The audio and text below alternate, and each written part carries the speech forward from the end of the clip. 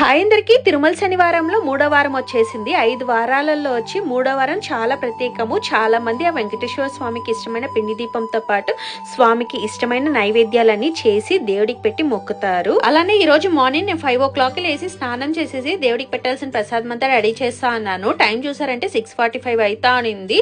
Sweden లో winter అనేది start అయింది కాబట్టి ఇంకా మాకు సన్ రైజ్ అయితే కాలేదు. ఒక పక్క వాన గాలి అయితే బలంగా వీచుతా ఉన్నింది. ఇలాంటి టైంలో అయితే మాకు అలర్ట్ చేస్తా ఉంటారు బయటికి ఎవరు రాకూడదు అనేసి. ఎందుకంటే మనుషుల్ని తోసుకొని పోయేటంత గాలి కూడా ఒక్కొక్కసారి హెవీగా వస్తుంది స్వీడన్ లో అయితే. ఈసారి ప్రసాదాలు అయితే చాలా సింపుల్ గా అన్నము, సాంబారు, పప్పు, వడ, పాయసము, తాలింపు, పిండి దీపం అయితే చేసి నేను భవేష్ అయితే దేవుడు మొక్కేదానికి రెడీ అయిపోయినాము. ఇంకా దేవుడి ముందర కూడా పూలంతా పెట్టి బాగా అలంకరించేసి నామాలు అయితే తీసుకున్నాము. భవేష్ కూడా చాలా చక్కగా కోఆపరేట్ చేసి నామాలు తీసుకున్నాడు. ఇంకా దేవుడి ముందర నైవేద్యాలన్నీ పెట్టి పిండి దీపం వెలిగించి ఆ వెంకటేశ్వర స్వామికి గోవిందా అనేసి చెప్పి మనస్ఫూర్తిగా దేవుడికి మొక్కుకొని అయితే ఇలాగా మా డేని కంప్లీట్ చేసుకున్నాం. ఇలాంటి వీడియోస్ కోసం things in Sweden Telugu channel అయితే సబ్స్క్రైబ్ చేసుకుని వీడియో నచ్చితే లైక్ చేయండి, షేర్ చేయండి, కమెంట్ చేయండి. Thanks for watching. By by.